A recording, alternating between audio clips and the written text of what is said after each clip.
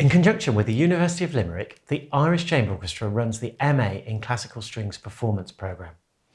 I've spoken to students and graduates who have taken part in this amazing course, and I've heard loads of incredible stories about the course. But today I get to chat to Andre Swanepoel, who is taking the reins as the new course director.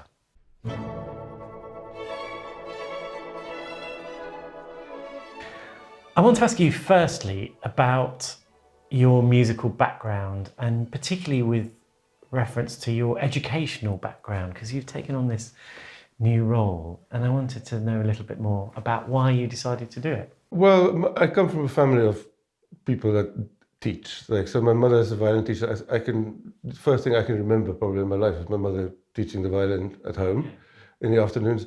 And my dad's been an academic, not in music, but so yeah, teaching is kind of in my blood, I think. And I think it's basically as soon as I finished school, I started teaching kids, and sort of actually at my old school, I started teaching of some of the younger ones. And I've never not taught. So yeah, it's just something that I do, and I love it. I really like teaching. And with the MA course, so obviously you teach the violin to people on the course, but now you're acting course director. So what does that mean? What's the difference? What do you have to do basically? I mean, there's quite a lot of teaching. There's planning. It's making sure the timetable works and people can be where they are. Then there's also all the administration. The forms have to be in at certain times, and certain things have to happen at certain times in the year or in the semester and stuff.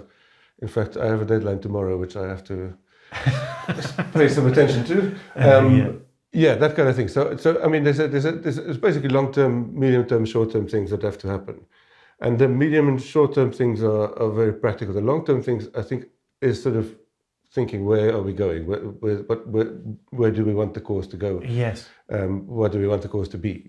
Yeah. And where do you want the course to go? And what do you want the course to be? That's a really good question. I mean, what Diane, my predecessor, who's on a career break, what she's done is amazing. The whole design of the course is fantastic, and I don't think anything needs to change because there's a big emphasis on holistic bodily approach. Basically, they do yoga, they do a improvisation class with a dancer. There's some body mapping that's coming up. They're doing Diane's still doing a Delcro's class, like all the embodiment. Not only playing a violin, but thinking about how do you make music with your body, and in a way that you're not going to injure yourself, and that you're going to actually feel good when you're doing it. That is brilliant, and that's very unique about the course. What I think, the course is linked with the ICO. The ICO is co-running the course basically, and we're very fortunate to be able to use the facilities of the ICO, and it's also the kind of unique thing about the course is that the ICO is involved with it. And I think in the long term, I'm hoping that we can even more integration with the ICO, with members of the orchestra, with the program, and more interaction, basically. And when you say the ICO is involved with the course, does that mean that people get to play in the ICO, or how is that? The ICO is involved, the players are involved. But if you come into the course, you don't have to think, I need to be good enough to do an audition for the ICO.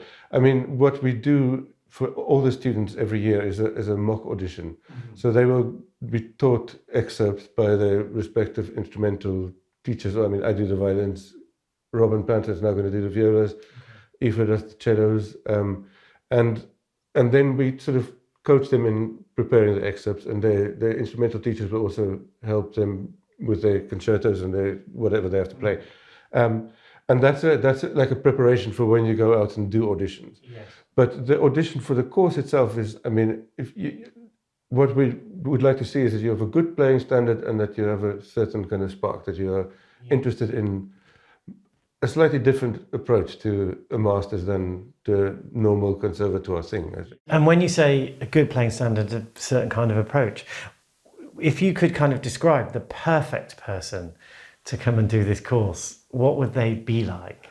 I think they would be happy to try anything, give anything a go, and see whether there's a connection somewhere between that and what they've learned already. Sometimes that connection is not very clear. Sometimes it's kind of, and it's not necessarily a thing that one can think out. I think it's an experiential thing that you, through experiencing things that you've never done before, you could make a connection to something that you do already, and it might open up a new universe, you know. Yeah, because as a general rule, I mean, maybe you disagree with me, but I would say that classically trained musicians are quite reluctant to step outside of that, the normal traditional kind of didactic teaching methods. Yes. So how is this different?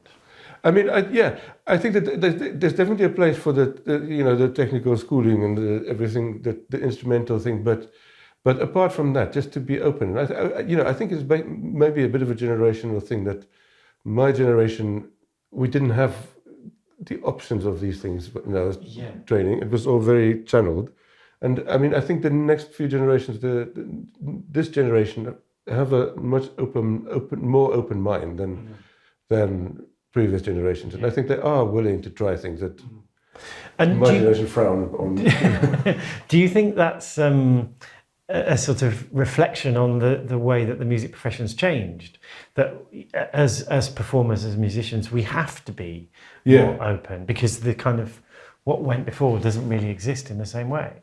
Yeah, and I mean, everything is being reinvented and remodeled and rethought, and I think that, the classical music training is part of that. I mean, I suppose in places like Germany, where there's, I don't know how many orchestras there are in Germany, and where you have you could have a clear career path. Yes. You go to conservatory, you study, and you look for a job in an orchestra, and that's you kind of set up for the rest of your life. But that's in a place where so much emphasis is placed on that, whereas in other parts of the world, it's like I think one has to make yourself relevant, and one has to think, how can I make myself relevant? Okay, so leading on from that, I'm interested to know what the students actually get out of it. I mean, I think in the end it depends on what the students want to get out of it. So if they want to improve their technique, they can learn to do that. If they coming here to get rid of to work on a blockage of some sort, or there's many reasons why people come, and the good thing is here there's no strict, this is what you have to do. It's basically you can decide what you want to do and what you need to work on. So there's also no major curriculum to get through within the first 3 weeks and then another one. It's basically students decide what they need, and that's what we help them with. It sounds very unpressurized. Yeah, it's very low pressure. It's a very, very nurturing environment. I mean, the students amongst themselves are brilliantly nurturing to each other, and also the ICO people that are involved are amazing.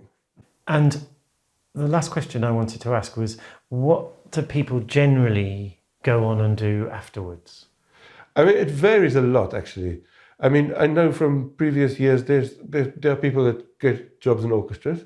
There are people that freelance. There are people that do very amazing sort of creative projects involving music, involving theatre, involving all sorts of different things. So, I mean, it's quite variable what people do. So in terms of measuring success, I guess you're saying that the more open somebody is when they start the course, the more successful they'll be when they leave. I think so, yeah.